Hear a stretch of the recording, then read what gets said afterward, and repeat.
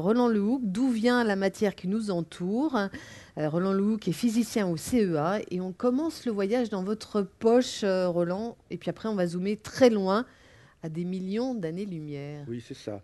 C'est-à-dire que pour vous raconter l'histoire de la matière qui nous entoure, qui n'a pas toujours existé sous la forme qu'on lui connaît, j'ai choisi de partir d'un objet qui était commun et qui est dans ma poche, qui est une pièce de 1 franc.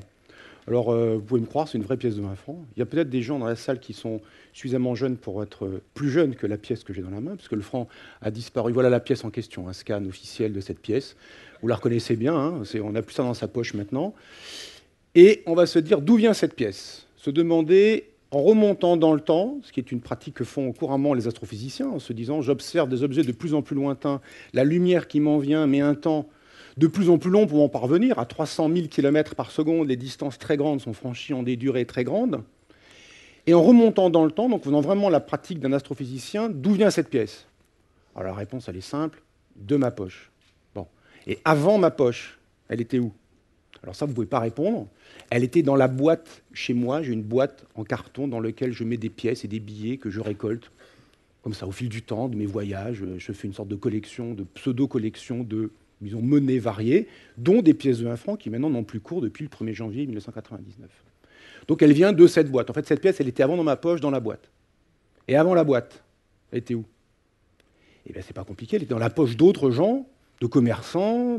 Elle s'échangeait pour acheter du pain, pour acheter le journal. Bref, c'était une monnaie en circulation. Elle est en circulation depuis quand, cette pièce? Elle n'a pas toujours existé sous la forme de pièce.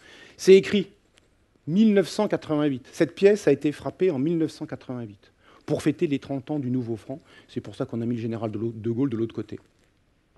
Cette pièce, elle a été fabriquée dans un endroit, voilà une vue de la salle des machines qui frappe les pièces, à l'usine de Pessac, en France, près de Bordeaux. C'est l'usine où on frappe les pièces françaises. Alors, européennes aussi, puisque les euros maintenant ont cours dans toute la zone euro, comme on dit.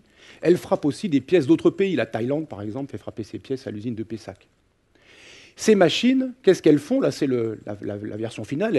Elles arrivent avec des galettes de métal et elles les compriment fortement pour imprimer, entre guillemets, la pièce. Avant, ce métal, d'accord, c'est quoi ce métal d'ailleurs? C'est du nickel pur. Cette pièce, si je l'ai choisie, c'est parce qu'elle est en nickel pur. Ce métal, avant, qu'est-ce qu'il était? Ben, là, l'usine de Pessac, elle se fait livrer des lingots de nickel qu'elle fond, qu'elle lamine, qu'elle transforme pour en faire des pièces. 50 millions de pièces comme celle-ci ont été produites. Il doit en rester un bon paquet encore en circulation, enfin dans les poches et dans les boîtes. La plupart des autres ont été refondues quand le franc a disparu. Et des machines comme celle-ci frappent à peu près 250 pièces par minute. Donc il y a un bon débit de pièces qui sortent de cette usine. Donc cette pièce, avant d'être pièce, elle était aussi nickel, elle est aussi nickel, pratiquement pur. Donc elle était lingot de nickel pur. Et d'où viennent les lingots de nickel pur qui sont livrés à l'usine de Pessac? Eh bien, c'est pas compliqué, ils viennent de cette usine, une usine métallurgique près de Sandouville, à Sandouville, près du Havre, une usine Eramet, qui était une société métallurgique française, minière française.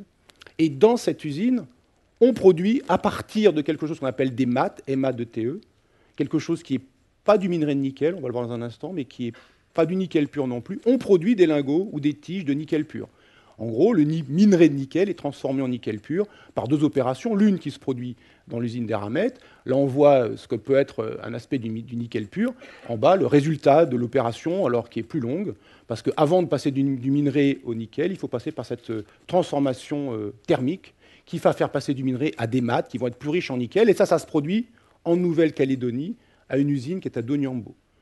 Donc ce nickel-là, finalement, de ma poche, de la boîte, de l'usine, de l'usine, de l'usine. Les usines, c'est Pessac, Sandouville, Doniambo. Donc ce nickel a une histoire, et vous voyez qu'on peut remonter dans cette histoire, et à Doniambo, qu'est-ce qu'on fait? On reçoit, en Nouvelle-Calédonie, on reçoit le minerai de nickel qui est extrait en Nouvelle-Calédonie. Et ce minerai, on en trouve des quantités considérables, enfin en tout cas une teneur importante, et les ressources de nickel de la Nouvelle-Calédonie représentent à peu près 30% des ressources mondiales de nickel. Donc un endroit, la Nouvelle-Calédonie, où on trouve beaucoup de nickel.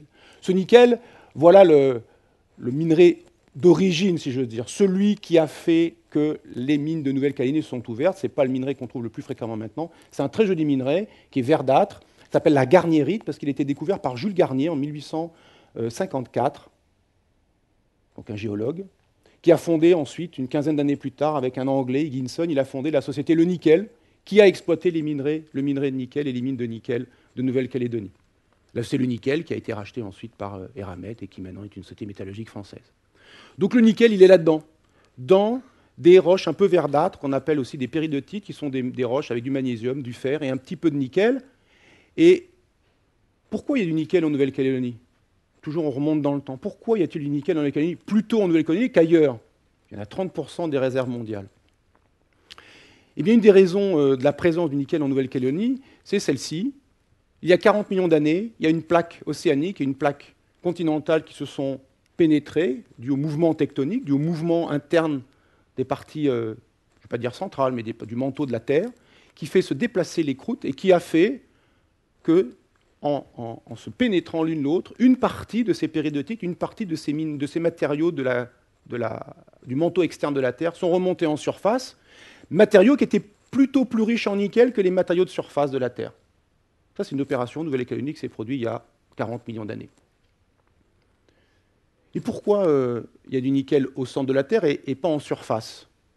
Voilà une autre question. Et pourquoi il y a du nickel seulement en Nouvelle-Calédonie? Pas seulement, en fait. Il y a un autre endroit sur Terre qui est très riche en nickel, où les teneurs de nickel sont très riches, sont très élevées.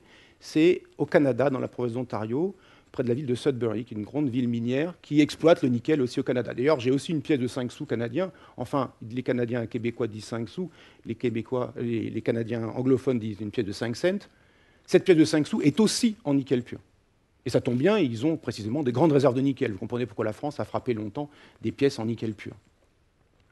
Pourquoi à Sudbury il y a aussi du nickel? C'est parce que là, on le sait qu'il y a 1,85 milliard d'années, il y a une énorme météorite dont la taille est estimée de plusieurs kilomètres, peut-être 8 à 10 kilomètres de diamètre, qui a frappé la Terre et qui a d'une certaine façon touillé la Terre à l'endroit où elle est tombée. Elle a brisé, elle a fracturé la croûte terrestre et ça a fait remonter une partie du matériau du manteau externe, plus le fait que cette météorite elle-même pouvait avoir une teneur en nickel. Certaines météorites ont des teneurs en métaux en général, et singulièrement en fer, en nickel, plus élevées que d'autres météorites qui sont plutôt rocheuses. Ces météorites, on les appelle des sidérites. Donc deux endroits où finalement il a fallu faire remonter, d'une façon ou d'une autre, une partie du manteau externe de la Terre, des couches profondes de la Terre, pas trop profondes, ce n'est pas le centre de la Terre, c'est bien loin du centre de la Terre, vers la surface. Et pourquoi il y a du nickel dans la Terre d'abord, mais pourquoi le nickel de la Terre, il est plutôt à l'intérieur de la Terre qu'en surface, à part à deux endroits, et puis bon, il y a quand même un certain nombre d'autres mines de nickel, évidemment. Et bien simplement, c'est qu'il y a 4,56 milliards d'années, la Terre s'est formée. Elle s'est formée par agrégat de matière, d'un disque de matière qui était autour du Soleil nouveau-né, et que cette matière, en s'agrégeant, a fini par former la Terre. Et il y a eu aussi, cette image-là, une vue d'artiste montre la collision dont on pense qu'elle est à l'origine de la formation de la Lune, avec un corps dont la taille estimée était de l'ordre de Mars, de la taille de la planète Mars actuelle, avec une Terre qui n'était pas encore la Terre finale, qui était une Terre peut-être solitaire, plus petite, et l'ensemble, cette collision a fait qu'on a eu la formation de la Lune, avec partie des débris qui sont restés en orbite et qui se sont agglomérés, et puis la Terre finale s'est formée, une partie de la matière est restée dans la prototerre pour former la Terre finale. Et ça, c'est pour montrer que la Terre, en se formant, n'était pas un objet solide avec une atmosphère et de l'eau. Il n'était pas encore un objet solide, c'était un objet qui était pour partie liquide, pour partie mou, tout simplement parce qu'il était chaud, résultat des collisions qui ont précédé sa formation et qui ont été la source, en fait, l'origine de sa formation. Une terre molle, ça veut dire que quelque chose de liquide, si je laisse tomber cette pièce dans l'eau, elle qui est plus dense que l'eau, elle va tomber au fond. Les métaux, plus denses que d'autres sortes d'éléments, vont tomber dans une terre molle, vont tomber plutôt vers l'intérieur de la Terre. Et c'est comme ça que l'on sait maintenant que le cœur de la Terre est essentiellement formé de nickel et de fer, à l'exception pratiquement de beaucoup d'autres éléments que l'on trouve plutôt en surface et qui sont moins denses. S'il y a du nickel à l'intérieur de la Terre, c'est parce que c'est un métal qui est plutôt plus dense que la plupart des autres éléments. Et que la Terre s'est formée à un moment donné, il y a 4,56 milliards d'années, la Terre s'est formée, et elle s'est formée, disons, molle, et ça a permis une sorte de stratification des matériaux en fonction de leur densité, les plus denses étant vers le centre, les moins denses étant plutôt en surface. Et le nickel qui est dans la Terre, d'où est-ce qu'il vient de ce nuage qu'il y a, ou de ce disque de matière qui a servi à former la Terre et les autres planètes du système solaire? Eh bien, il vient du disque qu'on appelle protoplanétaire, qui était les débris de la formation de notre Soleil.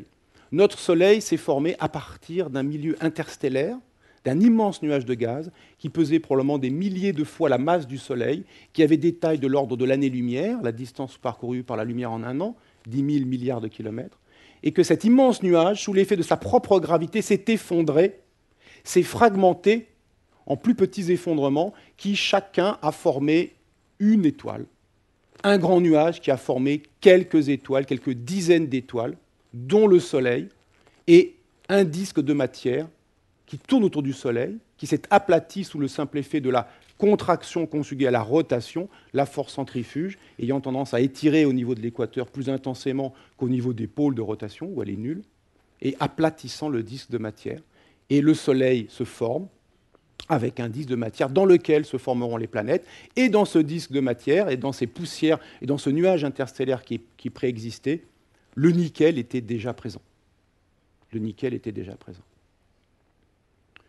Et ce nickel qui était présent dans le milieu interstellaire, dans le nuage interstellaire, d'où vient-il? Est-ce qu'il a toujours été présent? La réponse est non. Quand elle se forme, une étoile, pour dire que l'étoile s'est formée, plus exactement, il faut que des réactions de fusion thermonucléaire se déclenchent dans son cœur.